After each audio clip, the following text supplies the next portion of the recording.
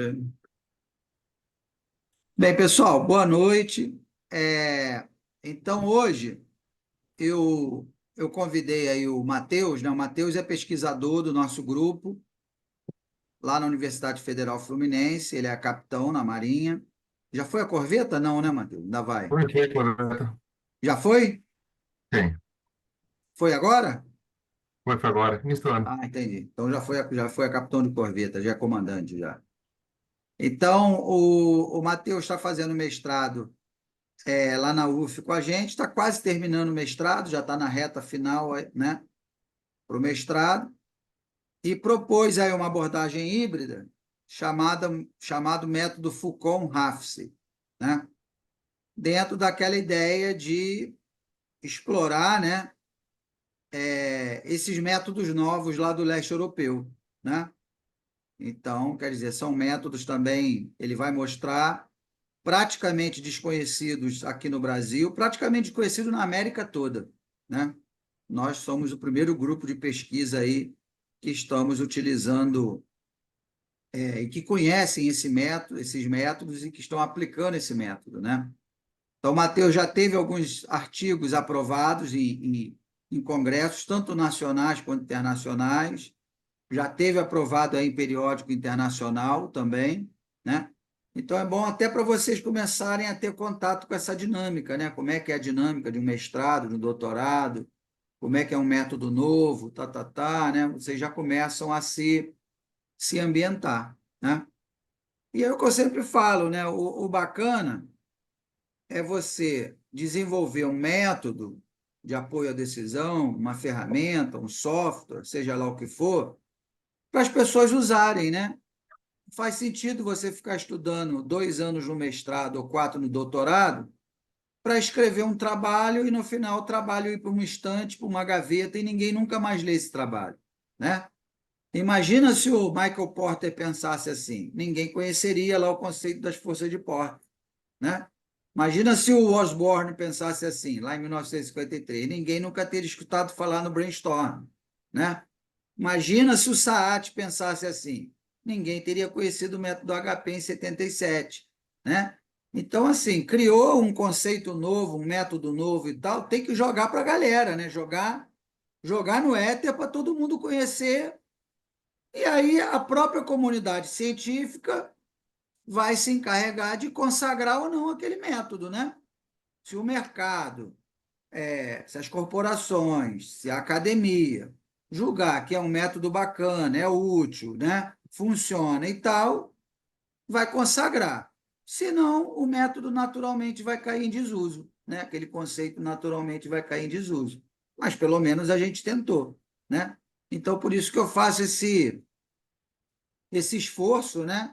Gasto essa energia de estar aqui à noite, 8, 9 horas da noite, a gente discutindo, mostrando, porque para mim era muito mais cômodo, né? E para o Matheus já publicou na revista, vai lá, defende a dissertação dele, todo mundo bate palma, parabéns, Matheus, tchau, pode voltar para a Marinha.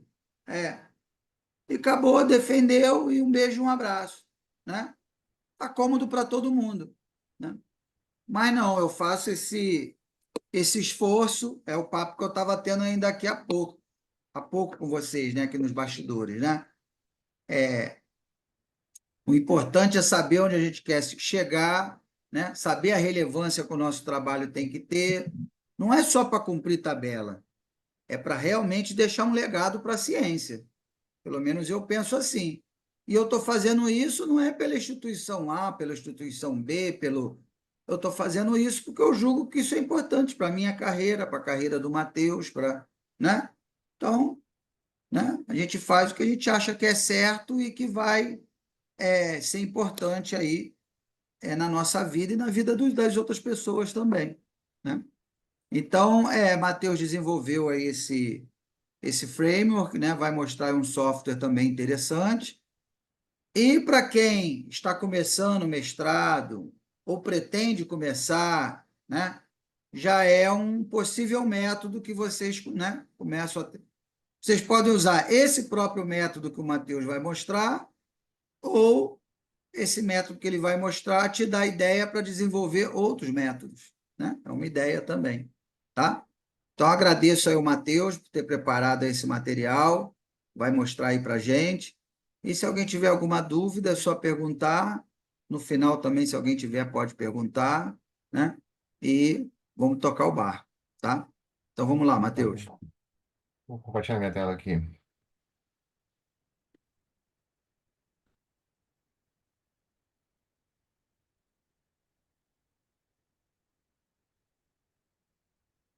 Então, boa noite a todos. Ah, Então, como o professor já adiantou, né, vou apresentar o método híbrido, né, o método Full Consistence Method, FULCOM, para geração de pesos, e o Ranking of Alternatives through Functional Mapping of Criteria Subintervals into a Single Interval, método RAFS, para geração da ordenação das alternativas. Como o professor falou, meu nome é Matheus Vanzetta, sou formado em Engenharia de Produção pela Universidade Federal do Rio Grande do Sul. Atualmente sou capitão de corveta do Corpo de Engenheiros da Marinha do Brasil. Vamos seguir o seguinte sumário, uma breve introdução. Primeiro do método FUCOM, depois do método RAPS, os artigos seminais, uma, um panorama da base Scopus de cada um deles, a ferramenta da Ability Maps, o método passo a passo de cada um deles, depois uma demonstração do, utilizando um dataset para cada um deles, as referências utilizadas e, por final, o método computacional para demonstrar o mesmo dataset, mas utilizando uma ferramenta computacional para resolver. Então, aqui o método Foucault, ele foi, como o professor disse, ele é um método recente, foi desenvolvido em 2018 por Paulo Mucar. Esse novo método, ele é para determinação de coeficiente de peso dos critérios. Ele veio e ele permite uma determinação precisa dos valores de coeficiente de peso de todos os critérios em determinado nível de hierarquia. Ele é um método subjetivo, então, né, onde tem uma interferência grande do decisor para fazer essa geração de pesos. Ele, ele é feito para comparação pareada, então, durante o artigo seminal, ele correlaciona muito ao HP e ao BWM, mas a grande diferença dele é a quantidade de comparações pareadas. No caso, se fosse o HP para 9 critérios, seriam 36 comparações. No Foucault é N-1, é só 8 comparações. E os resultados são idênticos. São muito parecidos, idênticos, quase idênticos. E a grande diferença dele também é o grau de consistência. O grau de consistência que ele permite, assim, ele é entre 0 e 0,025. Se comparado ao método HP, o método HP, a tolerância até é 0,1. Então, ele tem uma tolerância bem maior do que esses métodos. Além do que, durante o método HP, o método PWM, a partir de 9 interações, já o artigo diz que é impossível ter poder cognitivo para fazer esse número de comparações tão grandes, assim.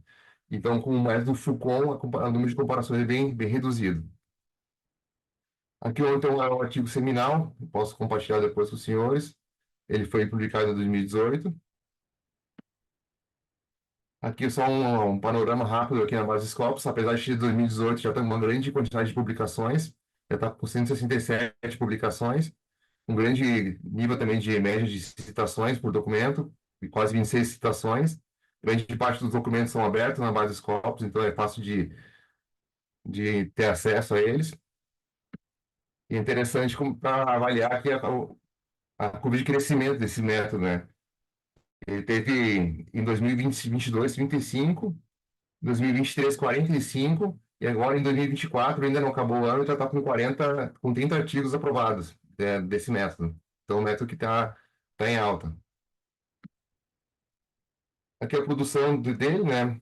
Como grande parte dele é da Sérvia, onde ele foi criado, né? Também na Turquia, na Índia e na China. No Brasil tem um artigo também que é de um autor que é do Brasil, e também no Chile alguma coisa da América do Sul, mas é bem pouca coisa também.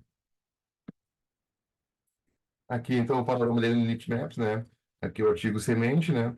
E aqui os artigos que citaram ele, tem bastante artigos publicados que citam o método do Paulo Mucar, que é o método Foucault.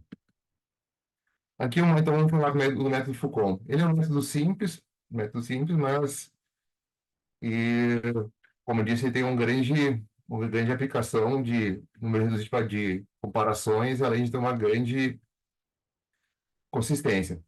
Primeiro passo, pegar o número de critérios que os senhores quiserem, tem que ser realizada uma ordenação desses critérios, partindo do critério que tu espera ter maior significância, ou seja, que ele vai ter você espera que ele tenha um maior coeficiente de peso. Então, já é necessário ranquear esses critérios. A segundo passo é realizar uma comparação dos critérios ranqueados para determinar uma prioridade comparativa.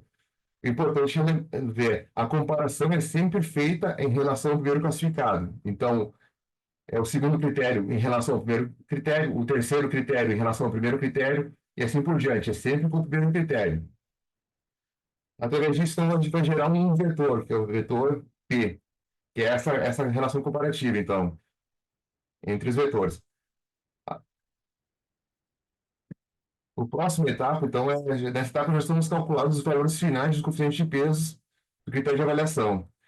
É importante que esse método ele tem duas condições que devem ser satisfeitas. A primeira, o coeficiente de pesos tem que ser igual à comparação com unidade comparativa que foi feita naquele vetor π anteriormente. Então, o π de um critério com o outro tem que ser igual à comparação dos coeficientes de peso. A segunda condição que é satisfeita é a condição de transitividade matemática, que é pegar aqueles valores de π também, mas é multiplicado um vetor pelo outro, o anterior pelo outro. Com o número vai ser mais fácil de demonstrar. Com essas duas condições, é criado aqui, então, esse problema de pesquisa, de programação não linear, né? Quando tu minimiza o valor x, aqui vai ser o coeficiente que gera do U. Um momentinho. Então, aqui é sujeito a essas duas restrições que foram calculadas anteriormente, e tem uma restrição, então, que a soma dos pesos tem que ser igual a 1, e cada peso tem que ser maior que zero. Essas equações aqui em cima pode ser feito através do...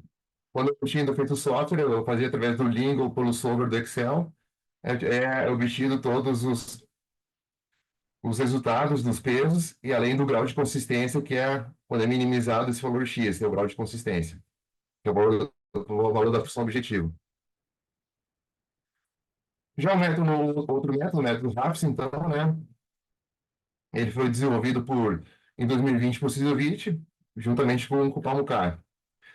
O diferencial desse método é que ele elimina problemas de regressão de classificação, que são alterações inesperadas na classificação de alternativas, quando qualquer alternativa não ótima é adicionada ou excluída do conjunto de alternativas. Então, cada alternativa é praticamente independente uma da outra, e retirando ou introduzindo novas alternativas, os valores finais das alternativas se mantêm igual.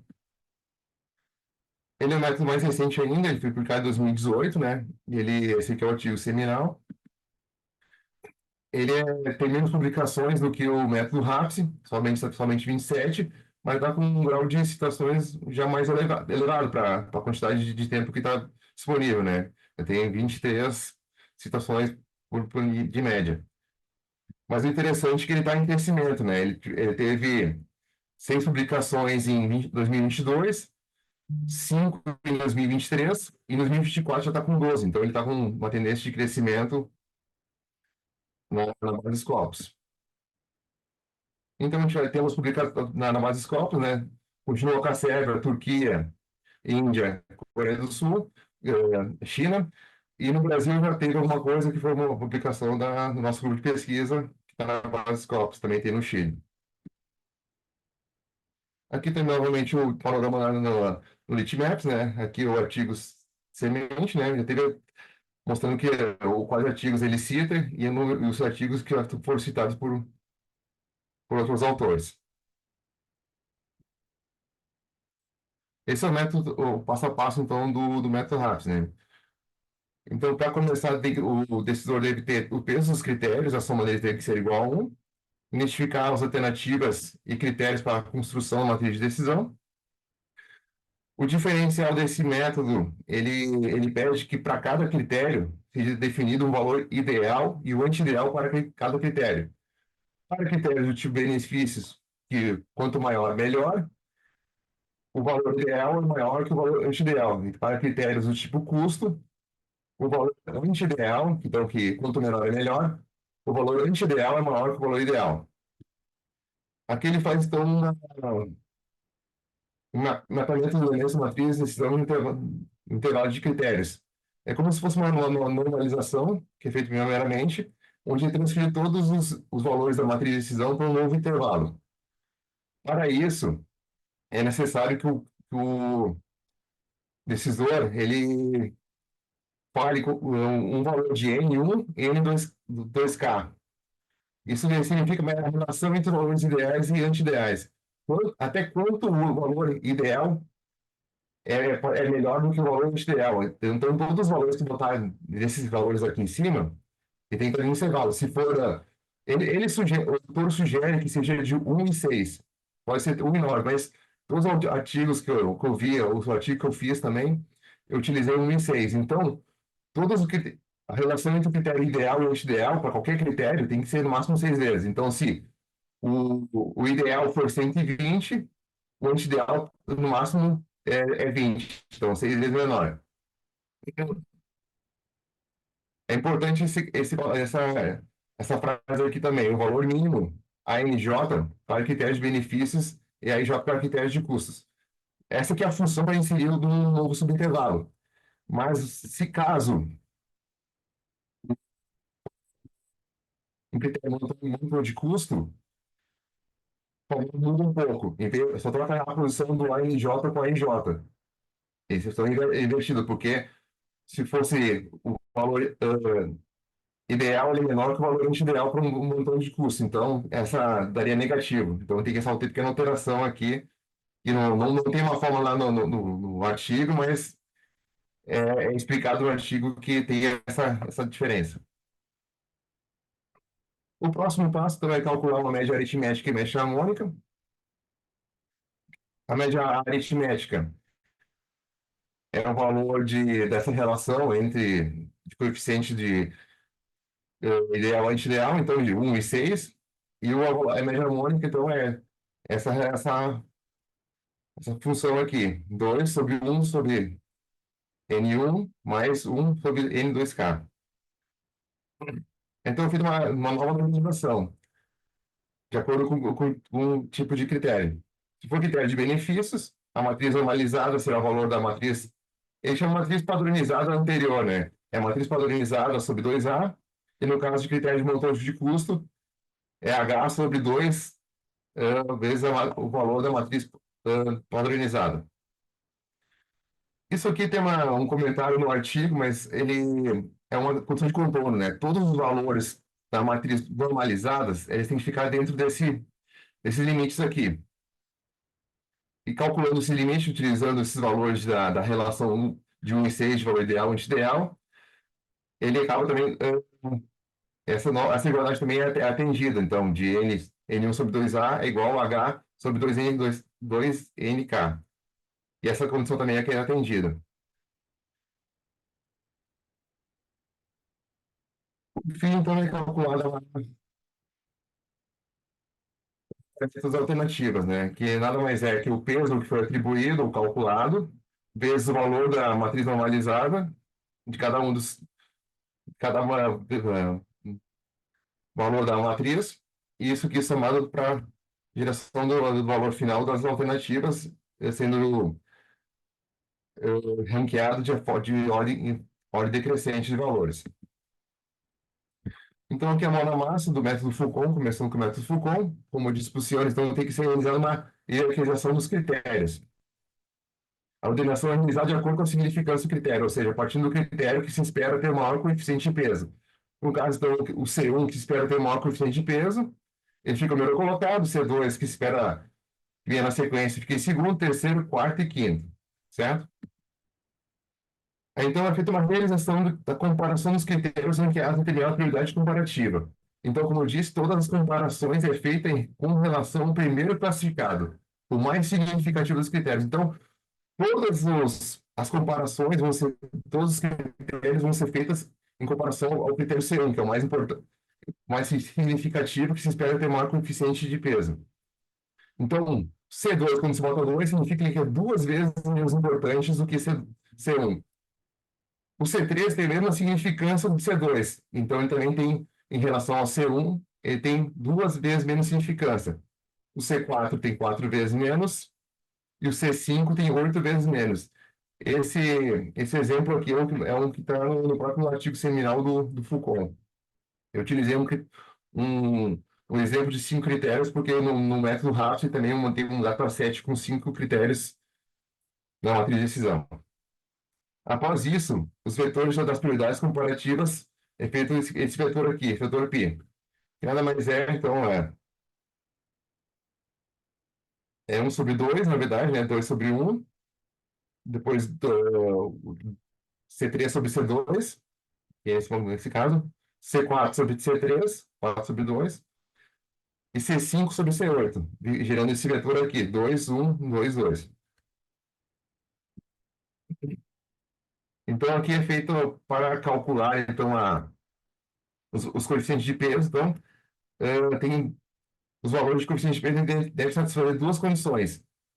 A primeira condição é a relação dos coeficientes de peso é igual à prioridade comparativa entre os critérios observados. Então, a relação dos coeficientes de peso, que é o peso de um critério sobre o outro, tem que ser igual ao vetor que nós calculamos anteriormente. Então, esse π aqui. É a mesma coisa. Então, é o 2 sobre 1, que dá 2, 2 sobre 2, que dá 1, 4 sobre 2, que dá 2, e 8 sobre 4, que dá 2. A próxima condição de que tem que ser satisfeita é que os valores finais dos coeficientes de peso devem satisfazer a condição de transitividade matemática. Isso significa, então, que a transitividade matemática significa que três elementos têm uma relação. Então, no momento que eu faço uma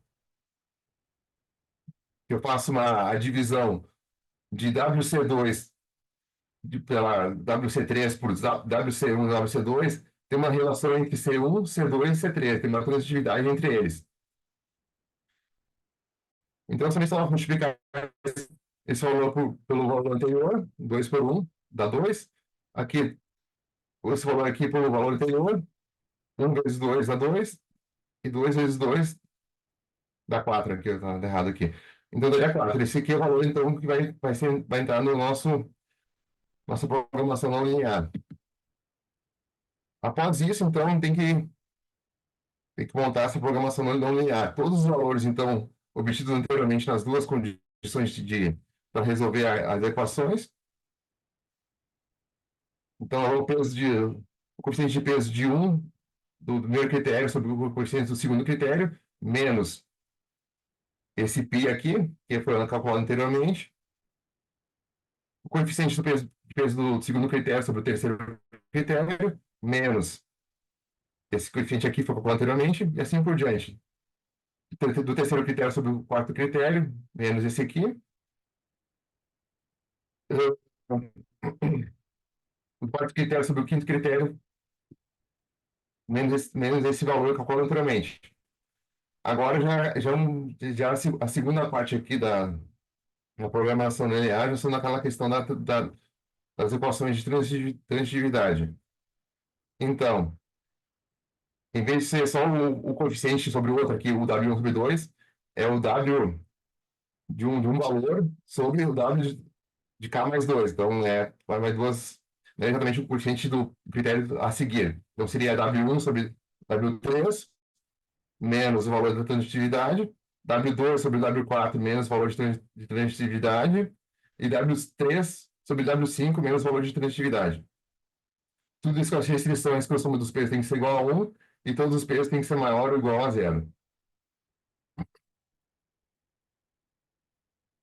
Eu utilizei, então, peguei essa matriz, essa programação linear, utilizei o Lingo, então, para resolver, né?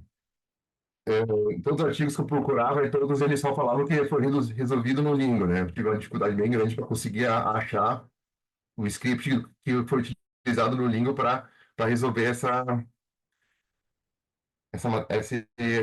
programação linear. Então, eu tenho aberto o link aqui, depois posso mostrar como é que foi feito, né? Então, é utilizar a mesma coisa, essa programação linear lançada no Lingo, bota as restrições aqui embaixo, que é a soma dos critérios tem que ser igual a 1, e todos têm que ser maior, ou igual a zero, e quando resolve, ele dá os pesos dos coeficientes. Então, C1 vai ser 0,42, C2 e C3, tinham relações ao critério 1 iguais, tem mesmo coeficiente de peso, 0,21. O C4 tem 0,1 e o C5 tem 0,005. Aqui o grau de consistência, então o grau de consistência foi zero. Então ele atende também que o grau de consistência tem que ser entre 0 e 0,025. Pegando então esses pesos, vamos para o método RAPSE. Aqui então a matriz de decisão, peguei os valores dos pesos que foram gerados anteriormente pelo método Foucault, botei aqui em cima já para lembrar deles. São 5 critérios, os dois primeiros monitores de benefício, os dois próximos de monitores de custos, e o quinto monitor de benefício também. Como foi dito anteriormente, né, por critérios do tipo, tem também o valor então, ideal e a gente para cada um dos critérios. Para critérios do tipo benefício, o ideal tem que ser maior que o anti-ideal. Então, para esse critério C1, C2 e C5, o valor ideal tem que ser maior que o valor anti-ideal. Aqui também, então, ideal maior que anti-ideal e ideal maior que anti-ideal. Para critérios do tipo custo, o anti-ideal é maior que o ideal.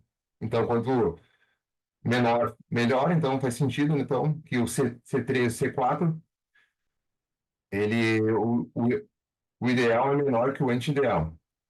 Então, agora, o segundo passo é o levantamento dos elementos da matriz, decisão em intervalos dos critérios.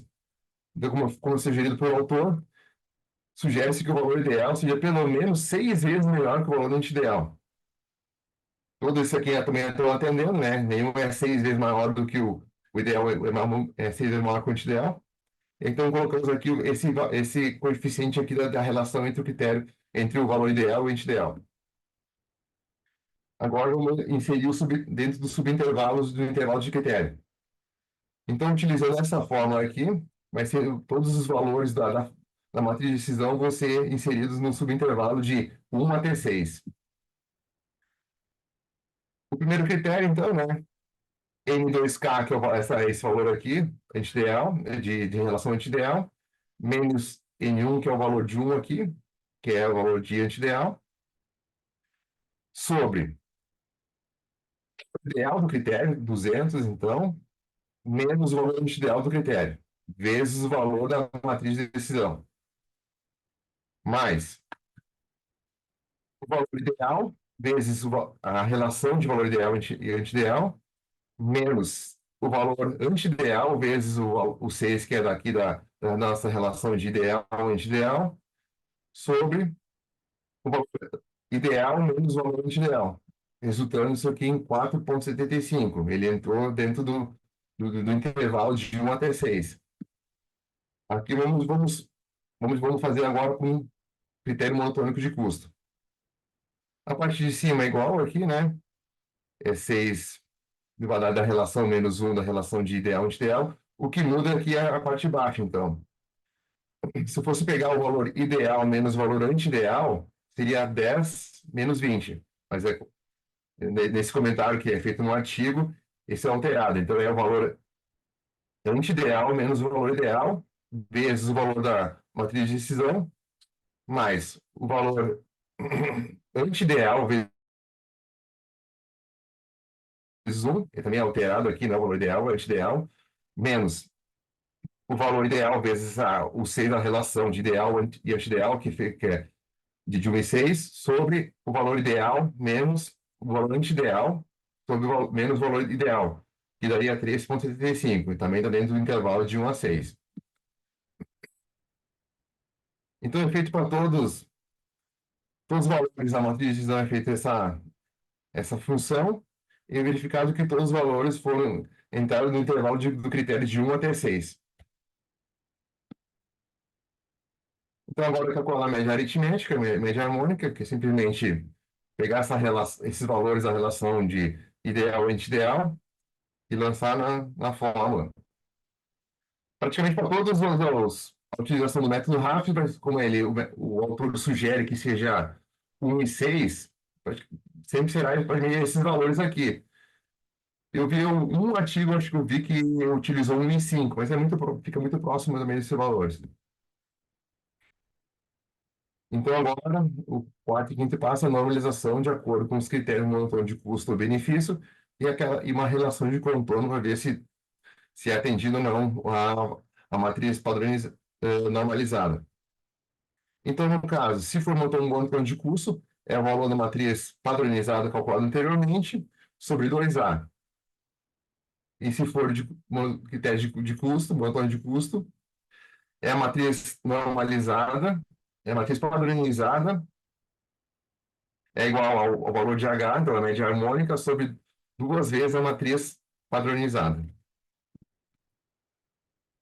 Então, no caso aqui, o valor de C1 a 1 é 4,75 dividido por duas vezes o valor de A, que é 3,5, que vai dar Bebeu mais ou 0,6. Oi? Cristiano? Como bebeu falou? mais? Continuando, então. Então, então vai ficar esse valor aqui, vai ser 0,68, vai ser o valor normalizado da matriz. Para um critério então, monotônico de custo, vamos utilizar então o valor de 3,75, que é o critério na primeira linha, terceira coluna, S13, esse aqui. Se então o valor da média harmônica, 1,714 sobre 2 vezes 3,75, que é esse valor aqui, que daria 0,28. 8.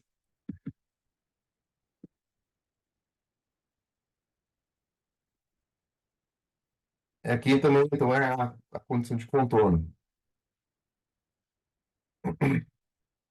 Então, todos os critérios, todos os valores da matriz normalizada, eles têm que seguir essa fórmula aqui. Eles têm que ficar entre zero e ser maiores que zero e ficarem entre 0,1, 0,142 e ser menores que 0,85 e também ser menores do que 1. Essa aqui é a relação aqui, é somente pegando os valores aqui de H e de A e os valores da relação entre valores ideais e anti-ideais.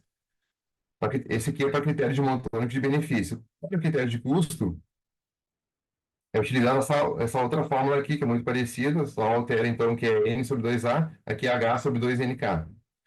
Quando calculados, então, o intervalo fica igual. Então, além disso, para valores de contorno de intervalos, essa é o termo de igualdade. Então, como os valores forem iguais, tanto de essa equação de H, N2K, que está aqui, e N1 sobre 2A, que está aqui, os valores forem iguais, então essa condição aqui também foi atendida. Por fim, então, é somente fazer então, a multiplicação dos coeficientes de peso pelos valores da matriz normalizada. Então, para a primeira alternativa, então, é o valor da matriz normalizada, 0,67, vezes o coeficiente do critério C1. C2, o valor da alternativa no critério C2, vezes o valor do coeficiente de peso, e assim por diante. 0,28, terceiro critério, vezes o valor do coeficiente de peso. Do valor do C4 vezes o coeficiente de peso, e assim por diante até o último critério, dando o valor final dessa soma. Seguindo, então, para todos os critérios, é feita a mesma coisa para todos os critérios, e gerado o ranqueamento final, então, né, onde A5 ficou primeiro colocado, seguido de A1, seguido de A4, AC, A2, A6 e A3. Como disse para os senhores, esse método ele tem a diferenciação dele é que ele não tem problema de inversão de ordem se um critério é retirado ou inserido novo. que valores alternativos se mantêm iguais. Aqui é só um exemplo, então, se nós retirássemos o item 4, iríamos realizar todas as equações iguais, cada uma delas,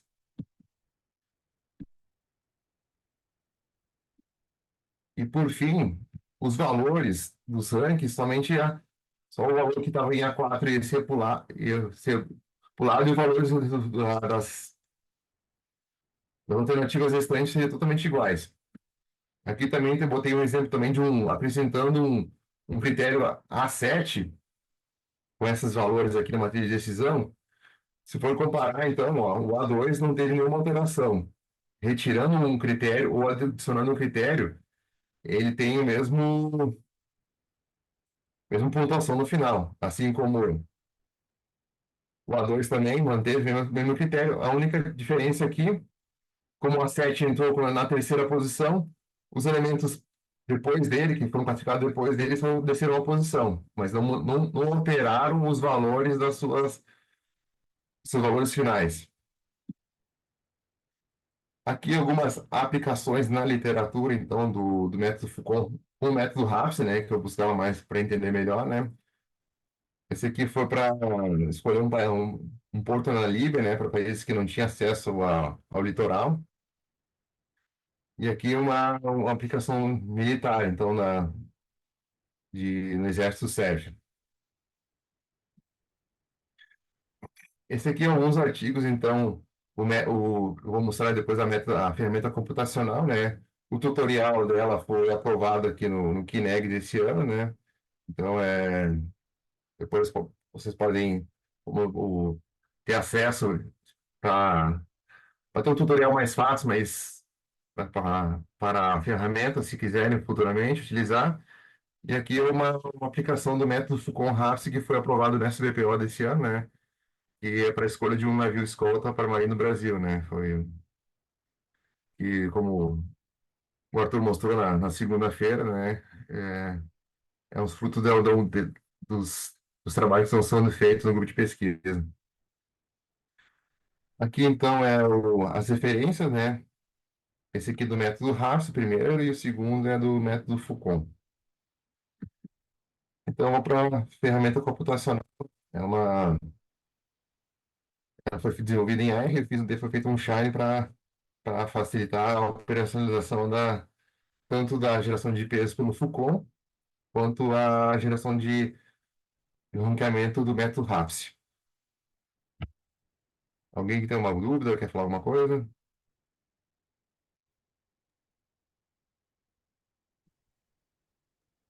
Vanzeta, deixa eu perguntar uma coisa. Pelo que eu vi no Foucault, ele tem uma limitação, o Foucault ele tem uma limitação de até 9, né? Critérios. Ele Não, recomenda que não. seja no máximo 9, é isso? Não, não é. Ele só faz aquela comparação até 9 para mostrar como é que seria com o HP e o BWM. O meu artigo do Foucault RAPS que eu fiz para o SBPO, eu utilizei 11 critérios. Ele só mostra como a comparação, se fosse, como ele só é N-1 comparações, se fosse feito com outros métodos, seria muito maior o número de comparações. Ele Ah, fala que sim.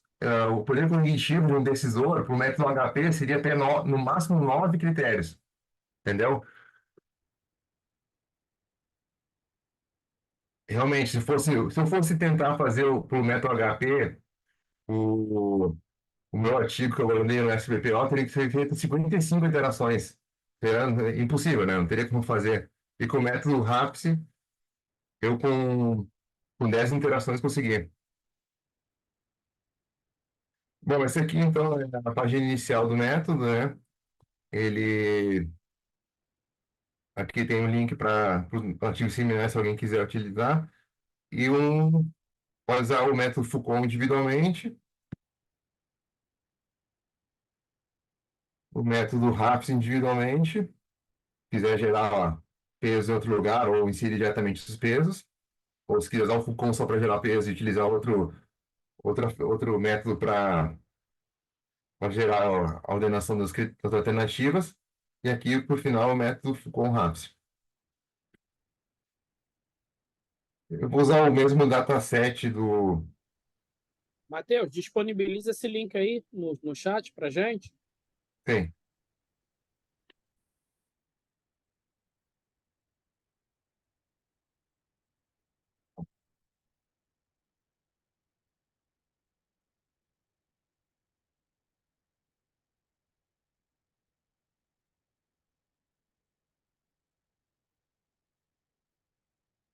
Enfim.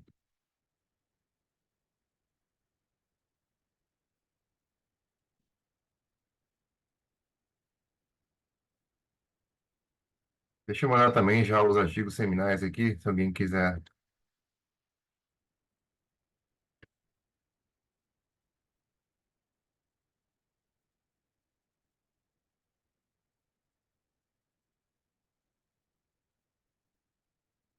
Bom, então esse aqui eu vou usar o mesmo dataset que eu utilizei ele na apresentação.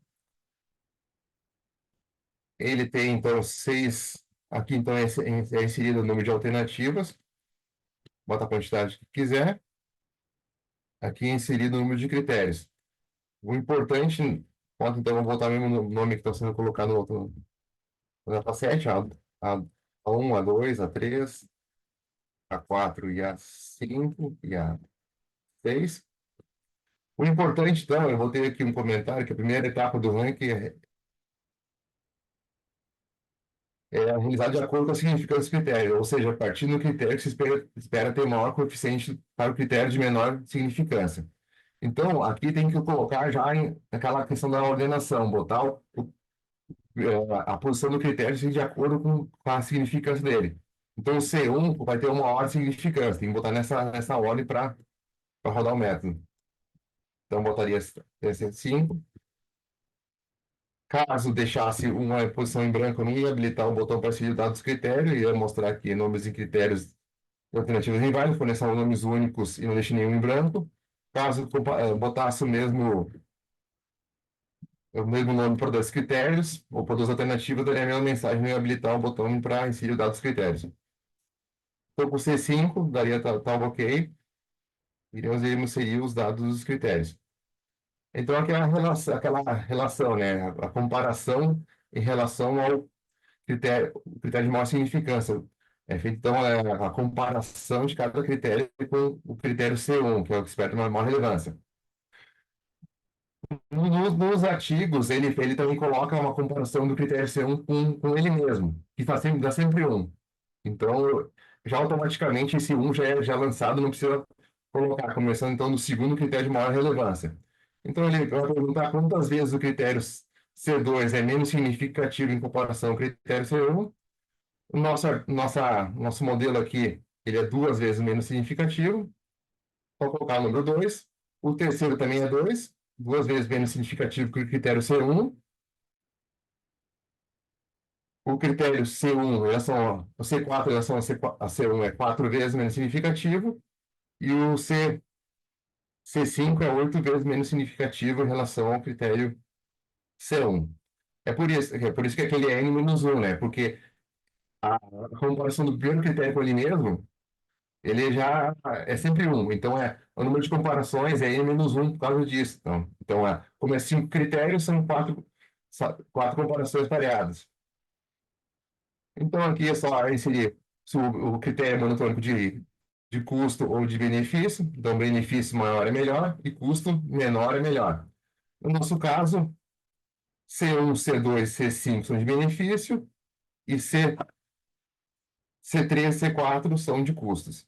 Então, C3, só alterar então C3 e C4 de custo. Então, aqui a relação seria N2K e N1, que representa a relação de até quanto ponto o valor ideal é preferido em relação ao valor anti-ideal para qualquer um dos critérios.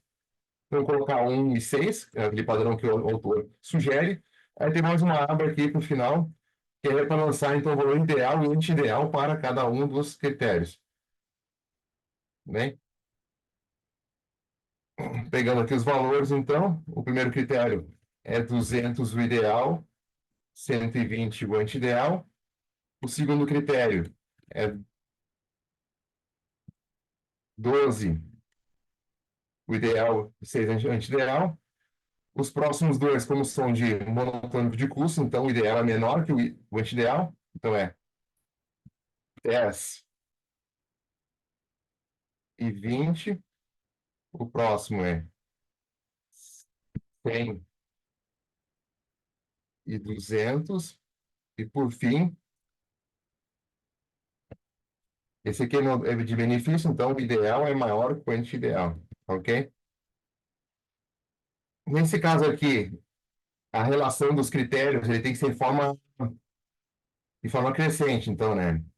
Como foi colocado aqui em cima uma relação de significância dos critérios, ele tem que ser em ordem decrescente. Se eu colocasse um valor menor, 2, 2, 4, e o último critério eu botasse 2, não iria habilitar o botão. Ele falou que os valores de comparação de critérios devem ser maiores ou iguais a 1 e, e ser maior que o critério anterior.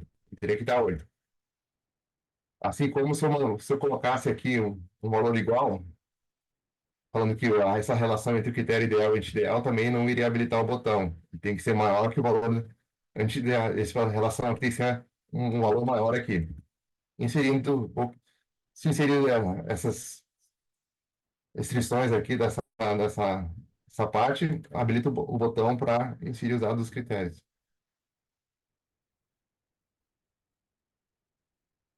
Aqui eu fiz uma pequena tabela para ter um resumo, então, né? Para facilitar o Vanzetta, desenvolvimento. você deixou com 4 lá, hein? É de 1 a 6. É, verdade, obrigado, bem lembrado.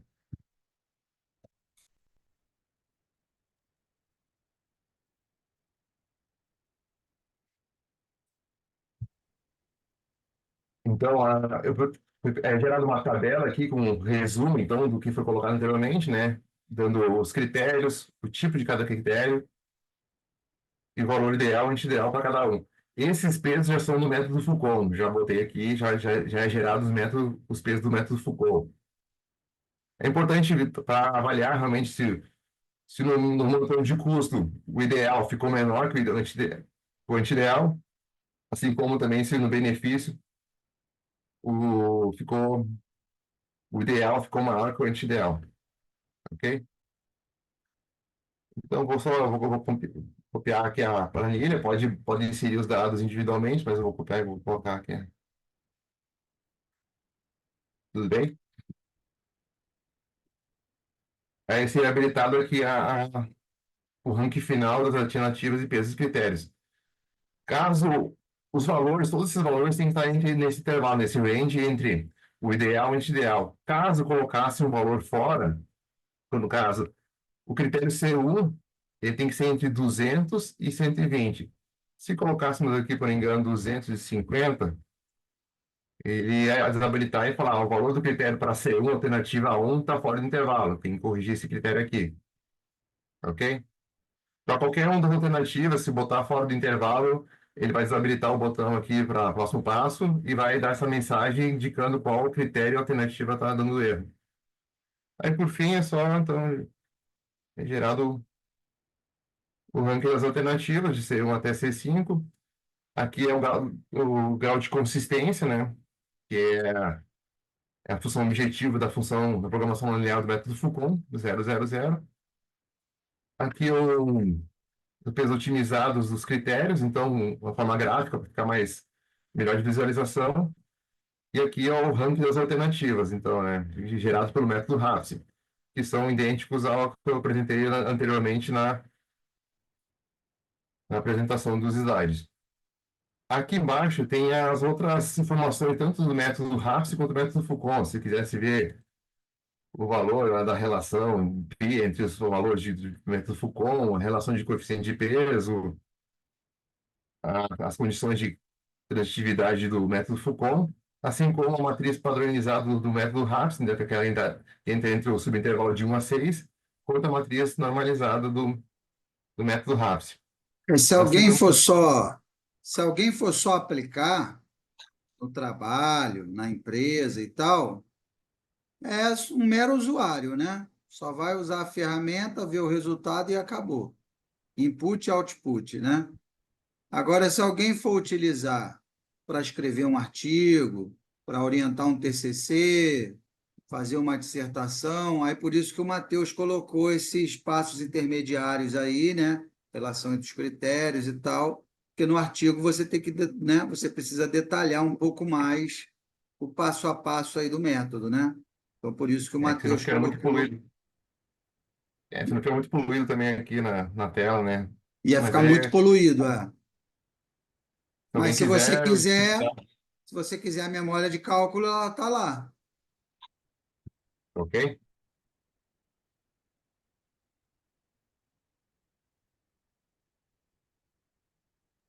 Eu vi ali que ainda tem um botão de PDF, né, Isso, tem um Vanzeiro? botão de PDF, sim, se caso queiram Gerar imprimir um o relatório. PDF. Ele vai gerar o PDF, vai imprimir toda a tela que está daqui com todas as funções, todos os valores que foram inseridos aqui para quiser usar futuramente, né? Para guardar e utilizar. Pode imprimir o PDF daqui.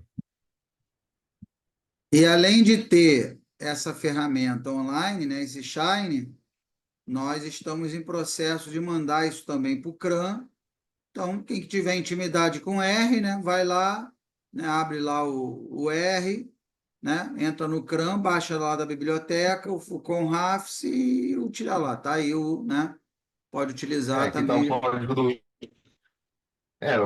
Pode rodar também por aqui, né? No R aqui também tem o RAFS e o Fucom que também está. Estou finalizando aqui para submeter no CRAN, aí quando tiver depois pode utilizar tanto o Fucom quanto o RAFS no CRAN. Pode usar é já mais uma coisa que facilita também a aplicação do método. Quiser utilizar com outra ferramenta, né? Também fica mais fácil. É isso que eu tinha para apresentar, aqui meus contatos de e-mail de liquidinho. É isso. Estou à disposição aí. Tá? Muito legal. Alguém tem alguma dúvida? Quer falar alguma coisa? Tá Ah, tudo Ô, bem? Vanzeiro, professor, eu tenho. é bem parecido com o Spot, né? O É Rafts, né? parecido, é. Ele é É um por, Spot. e é Ele por isso também, que não tem de reversão reversão de ordem. é por isso que É, não tem reversão de ranking, né? é, Justamente É, igual os potes. é. mas o Legal, Spot legal, eu acho sim. que busca alternativa de menor valor, né? É, Sim. porque ele Os já dois são estabelece ali daquela. ele Mas ele também estabelece um faz um range. intervalo de ideal, anti-ideal É, também. Isso aí, os Obrigado. dois são dessa família de método que tem a solução ideal, né? E mede a é, distância para ele. Quanto mais perto, melhor, né? é, Na verdade, ele gera um ranqueamento, né? Uma hora é melhor, né? é. Uhum. Mas também tem essa questão da reversão de ordem de critério, o ideal e o anti-ideal de cada critério. É bem parecido. Eu vi ele, quando você falou isso aí, eu lembrei do range do Spot. É É, bem parecido mesmo. É. É. Eu só E tenho que brigar com o professor Marco, porque, porra, numa semana é Emerson apresentando o paper, e vem Vanzeto. meu Rapaz, amigo, eu vou ter que mexer na minha eu dissertação estou toda deixando hora, aí não você numa funciona, situação, não. estou deixando você e o Não Portela dá numa situação, conta. É. estou deixando você e o Portela numa situação difícil, né? Porque Puta merda, rapaz. se o sarrafo de dissertação de mestrado tá assim, como é que tem que ser uma tese de doutorado, né? Já pedi ajuda para um tal de Zuckerberg, um rapaz aí que eu conheci, cara legal. Zuckerberg, me ajuda aí, que tá assim, Propõe um sarrafo tá alto. método híbrido novo, coloca artigos com Scopus, coloca artigo com JCR, código no CRAN, registro no NPI. Isso tudo a gente está falando só de uma dissertação de mestrado, né? O pessoal aí da tese Anderson, está. tamo lascado. Tamo lascado.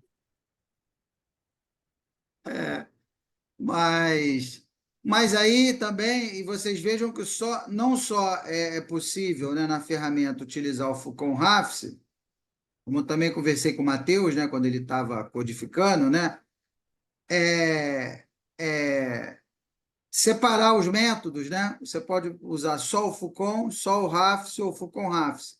E de repente, se você quiser gerar só o peso com o Fucon, você pode fazer um Fucon Top 6, né? Você quiser ou Fucon Spots, né? Então tem ali te dá a possibilidade de usar só o Fucon. Ou se você quiser usar só o Rafs, você pode fazer um HP RAFC, né? Ou então um MEREC RAFC, ou um Dematel RAFC, né? Um MPSI, um PSI. Eu pensei exatamente MPS, essa opção. então, Eu já, anotei aqui que o MPSI poderia ir junto com o Fucom, né? pois é, Na entendeu? verdade, o Então, contrário, né, Wagner? O Fulcom e o MPSI são para pesos, para né? Isso, pesos, para E usar um pesos, deles para peso e o RAFS para ordenar, para ordenar, entendeu? entendeu? Exato, isso, perdão. Então, isso tudo facilita aí a vida aí dos pesquisadores do nosso grupo, né? Cada um que chega traz a sua contribuição, né? E veja que eu sempre tenho essa preocupação, né? Ele não só propõe um... Primeira preocupação que eu sempre explico para vocês, né? Pesquisa operacional está lá no site da OAR Society, né? É uma abordagem científica. Então, para o Matheus apresentar aqui, primeiro, eu aguardei, né, os artigos serem aprovados, né? Tudo que ele falou aqui está publicado. Então, não tem, né? Então, assim, não é uma ideia maluca da minha cabeça, da cabeça do Matheus, não, já está publicado, já há artigo científico internacional na base Scopus, é a primeira coisa, né? E aí a gente grava aqui, né, grava o vídeo e tal, justamente para disponibilizar para que outras pessoas, né, tenham acesso a essa aula e, se tiver interesse em utilizar o método, possam utilizar. Quer dizer, a gente está trazendo uma contribuição, né? Uma contribuição para a academia, uma contribuição para a ciência, né? E sempre também a ideia de fazer esses softwares, essas ferramentas, o Matheus fez, o Túlio fez, o Túlio também já está rodando, né? Anderson, é justamente aproximar a ciência da sociedade, né? É como o Matheus falou, se você consegue, com essa ferramenta que ele desenvolveu, você consegue tranquilamente utilizar o método Foucault-Rafse sem ter o domínio de todas as equações dos dois métodos, necessariamente, né? Você consegue utilizar. E eu acho que esse é um pouco o nosso papel também, né? Porque senão a gente fica lá na academia, né? Filosofando, discutindo as equações, e a sociedade, o mercado, fica totalmente alijado desse processo, né? Porque é um cientista falando para outro cientista, né? Então, quer dizer, eu sempre dou o exemplo do carro, né? Você entra no carro, passa a chave, liga, sai andando, e você não sabe como é que é o ciclo termodinâmico no motor, você não sabe como é que se forma a corrente elétrica, né, no alternador, carrega a bateria, você não sabe como é que isso acontece. Mas não é para saber mesmo, porque você é um mero usuário do carro, né? Você é um mero usuário da tecnologia. Se você for um cientista de mecânica, de, né, eletricidade, de engenharia elétrica e tal, aí você vai pesquisar. Então é a mesma coisa, né? Nós somos pioneiros nisso no Brasil, né? Desenvolver essas ferramentas de apoio à decisão, né? Temos esse grupo lá no Instituto Militar de Engenharia, né? Desenvolvimento de ferramentas computacionais de apoio à tomada de decisão, lá no nosso grupo de mestrado e doutorado, justamente para possibilitar que essas ferramentas sejam desenvolvidas e que todo mundo possa aplicar, né? É claro que se você for um pesquisador da área, de mestrado, de doutorado, aí você vai ter que se aprofundar, vai ter, assim como o Matheus se aprofundou, né? Estudar as equações, fazer as demonstrações, etc. e tal. Mas vocês viram aí que qualquer um pode utilizar, né,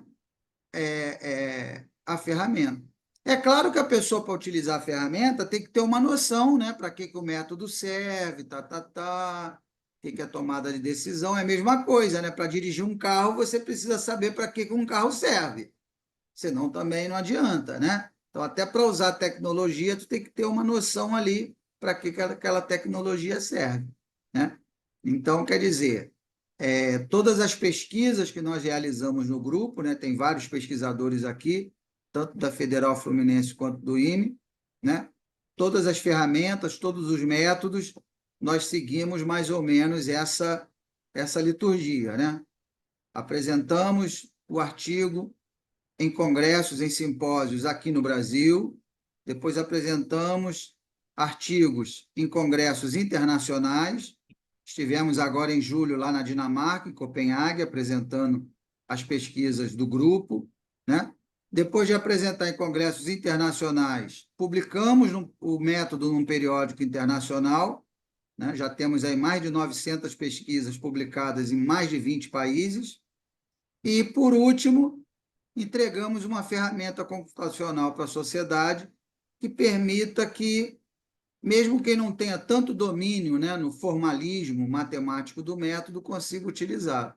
Então, esse é o combo completo que todo pesquisador aqui do meu grupo tem que fazer para defender a sua dissertação ou para defender a sua tese. Esse é o combo, né?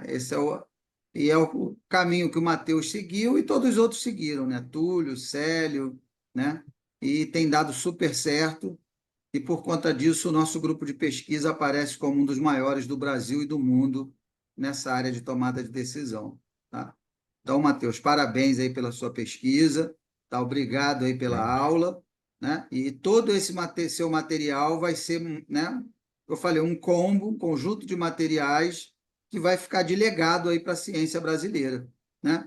A sua aula, a gravação da sua aula aqui, né? Explicando o método, o artigo que você publicou, o artigo no SBPO, o artigo no ENEGEP, o artigo internacional, o código no CRAN, né? Nada disso nunca mais vai se perder, né? Por isso que eu tenho a preocupação também de publicar, mandar para o CRAN e tal, para quê? Para perenizar esse material, né? Se fica só na sua dissertação, igual a minha, eu fiz, né, há 10, 20 anos, acaba que esse material fica lá na biblioteca da universidade, ninguém nunca mais lê, e acaba se perdendo, né? E assim não.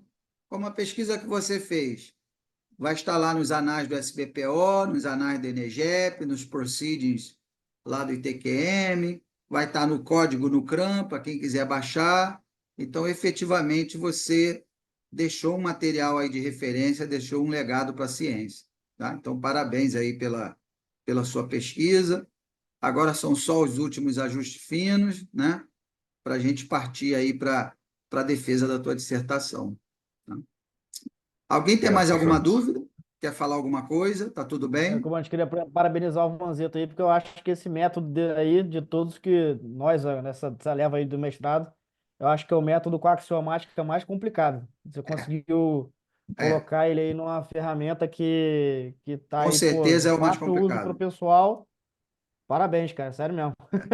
É, Nada lá. Com Não, certeza. realmente, é eu também complicado tenho que. mesmo. Realmente, não é para qualquer um, não, meu amigo. Com Tem que certeza é o mais Demorou. complicado.